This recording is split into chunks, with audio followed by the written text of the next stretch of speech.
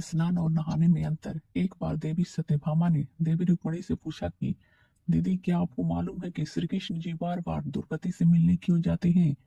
कोई अपनी बहन के घर बार बार मिलने थोड़ी न जाता है। मुझे तो लगता है कुछ गड़बड़ है। ऐसा क्या है जो बार बार द्रौपदी के घर जाते हैं? तो देवी रुक्मिणी ने कहा, बेकार की बातें मत करो। ये बहन भाई का पवित्र बंधन है। जाओ, जाकर अपना काम करो। ठाकुर जी सब समझ गए और कहीं जाने लगे तो देवी सत्यभामा ने पूछा कि प्रभु, आप कहाँ जा रहे हो? ठाकुर जी ने कहा कि मैं द्रौपदी के घर जा रहा हूँ।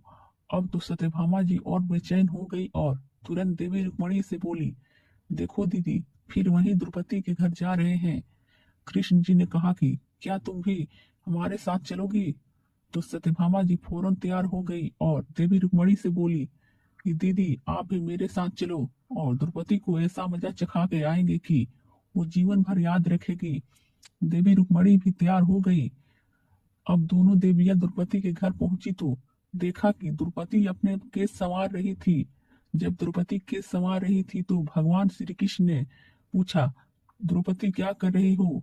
तो द्रौपदी बोली, भैया केस संवार के अभी आई। तो भगवान बोले, तुम काहे को केस संवार रही हो?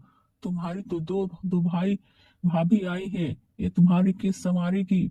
फिर कृष्ण जी ने देवी सत्यभामा से कहा कि तुम जाओ और द्रौपदी के सिर में तेल लगाओ और देवी रुक्मिणी, तुम जाकर द्रौपदी की चोटी करो। सत्यभामा जी ने रुक्मिणी जी से कहा, बड़ा अच्छा मौका मिला है। ऐसा तेल लगाऊंगी कि इसकी खोपड़ी के एक एक बाल तोड़ कर रख दूंगी। और जैसे ही सत्यभामा जी ने द्रौपदी के सिर में तेल लगाना शुरू किया और एक बाल को तोड़ा तो बाल तोड़ते ही आवाज आई, हे कृष्ण। फिर दूसरा बाल तोड़ा तो फिर आवाज आई, हे कृष्ण। फिर तीसरा बाल तोड़ा तो फिर आवाज आई, हे कृष्ण। सत्यभामा जी को समझ नहीं आया और देवी रुक्मिणी से पूछा, दीदी, आखिर ऐसी क्या बात है? द्रौपदी के मस्तक से जो भी बाल तोड़ती हूँ तो कृष्ण का नाम क्यों निकल रहा है? रुक्मिणी जी बोली, मैं तो नहीं जानती। पीछे से भगवान बोले, देवी सत्यभामा, तुम देवी रुक्मिणी से पूछ रही थी कि मैं दौड़ दौड़ कर इस द्रौपदी के घर क्यों आता हूँ? क्योंकि पूरे भूमंडल पर, पूरी पृथ्वी पर कोई संत, कोई साधु, कोई सन्यासी, कोई तपस्वी, कोई साधक, कोई उपासक ऐसा नहीं हुआ जिसने एक दिन में 3.5 करोड़ बार मेरा नाम लिया हो। और द्रौपदी केवल ऐसी है जो एक दिन में 3.5 करोड़ बार मेरा नाम लेती है। प्रतिदिन स्नान करती है, इसलिए इसके हर रूप में कृष्ण नजर आता है और इसीलिए मैं रोज इसके पास आता हूँ। इसे कहते हैं स्नान।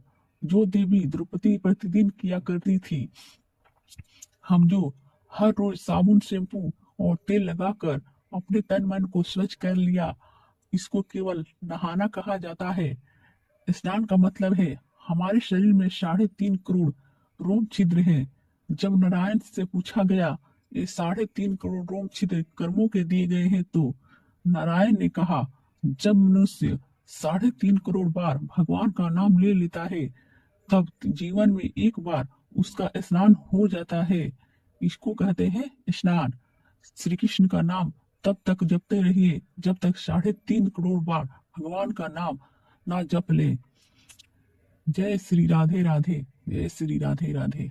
अगर ये कहानी आपको अच्छी लगी तो प्लीज मेरे चैनल को सब्सक्राइब कर दीजिए।